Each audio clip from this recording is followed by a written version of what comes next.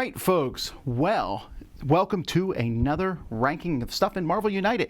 We're halfway through here at this point in time, passing the halfway mark.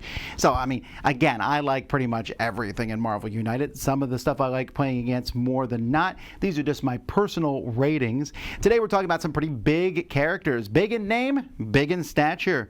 So let's take a look at some villains, or some heroes first, then the villains.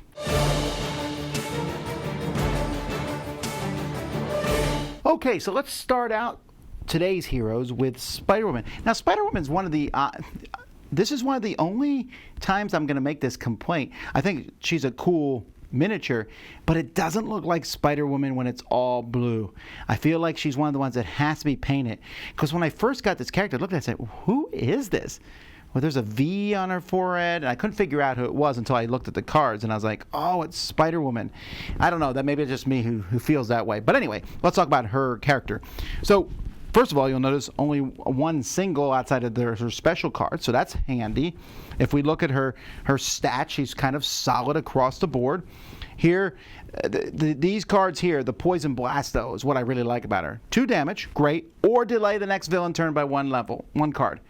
Both of those are good. Causing the villain to wait a turn before they play, I like it.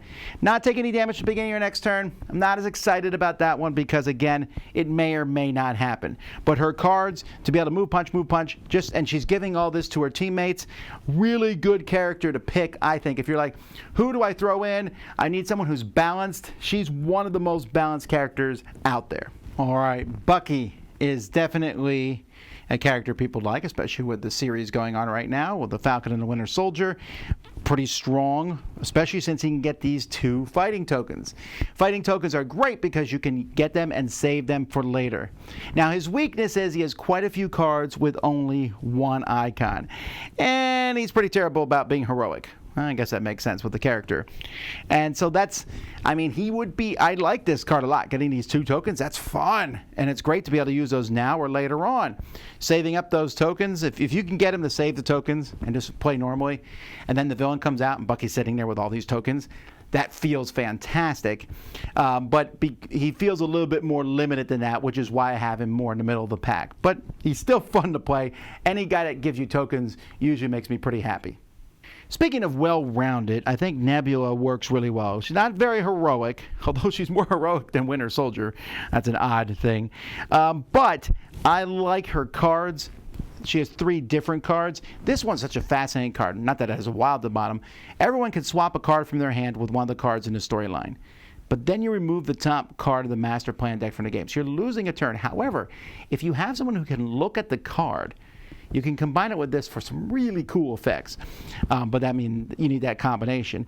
She has regeneration, which I think is good. And then a pile of fighting, some decent movement. I don't dislike her. I think she's worth putting in a deck for sure. So that's Nebula. Hey, it just worked out that Falcon and Winter Soldier are in the same grouping here. Falcon is the second fastest character in the game. He also has one of the coolest models in the game, in my opinion. I really like how he looks. He has a great card here. Move to any location and hit there. And it's a movement. So that movement doesn't really matter to him because he can move anywhere, right? But he has it to spend, which occasionally you need to do, but he's also giving it to the next person. I like that. Now, he's very weak fighting. He's okay when it comes to heroics, so not so great there, but for speed he's useful, and being able to move anywhere and hit stuff is a lot of fun. So yeah, you want to make sure you got to make sure you combine them. If Falcon's in your deck, you can bring a couple slow people along with you. Maybe bring him and Drax or someone else who has a lot of firepower. So Falcon, yay! Now, speaking of somebody who's well-rounded, and if you're looking at these stats here, Iron Man's fighting stat is when compared to every other character, but he still has 2 double fightings. In fact, he has it all, which is very handy to have. He can give movement tokens and fighting tokens to any number of heroes, which is certainly useful. Especially the movement tokens, I find that to be very useful. People who can't move, he can draw cards with his 3 in his hand, so he has a power recharge. This is possibly the most used card in the game, to basically get your life back. But I don't know. Again, if someone is new, playing the game and never played before, Iron Man's a good character to give them. Not because he's one of the biggest names in the Marvel Universe right now, maybe after Peter Parker, the biggest one, but also because he's easy to play. You don't need to play any kind of strategy because he can do pretty much anything.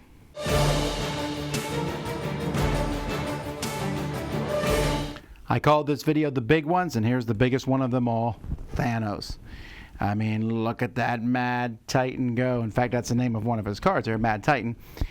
So Thanos is the hardest character in the game. I mean, he has all 4 of his henchmen with him with a lot of health. Here, the thugs need 3 damage to be defeated here. Thanos heals up to 5 health and deals damage, discard those, and he kills characters completely. Now, the only way to play Thanos, as far as I can tell, is by playing through a series. So he's the final boss, and that makes sense. But I didn't even mention all the different stones that can be added to him. Play 2 other Master Plan card sequence. Do 1 damage every hero in the game. From now on, heroes have to play their card randomly. Oh. Now, you do have power-ups against him if you've gotten those throughout the campaign. I don't think that's enough. So this is why he's not one of my favorites. I think he's cool. He's interesting. He's neat to play against. He's there as a finale.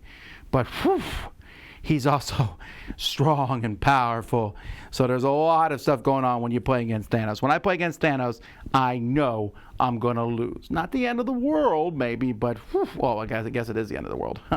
But this is why I said this was I called this one big. He's the biggest of them all. Dormammu's kind of funny. He's a big, massive villain. So he's kind of weird that he comes in a little chibi form. That's a little odd to me, but he has a track that when it reaches 20, it's loose. You can't defeat him any other way. The only way you can defeat, if he goes through his deck.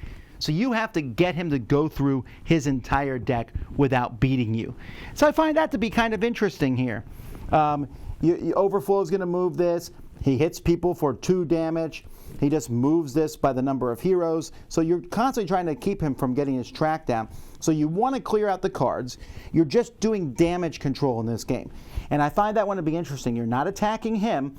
You're just doing damage control. You're trying to clear out them. But these cards out here make it really risky. And so you want to clear them out because the ritual track will move up based on how many people are on the board. He's tough. I've beaten him, but I've come down to the very last thing, and I think that's interesting. I feel like he feels different. The fact that you can't physically beat him in the submission is pretty interesting. Definitely, you want to build your team for him. You don't want to bring in, for example, Thor or Beta Ray Bill. Not going to be as handy going up against Dormammu, but people who are well-rounded work best against him. So Kingpin, when you start, you're going to take 6 plan tokens and you're going to put 1 on each location. So you have these plan tokens that you're going to put on the board. And he is going to be many of his cards, move them to a location with a plan location and discard it. And if he gets rid of all of them, he wins the game. So he's going to be playing his cards as fast as he can. He does damage to you, and he has Bullseye helping him out, who's going to be a pain in the neck because does damage to people in that location and both adjacent one, and gets rid of civilians. I'm definitely trying to get rid of him.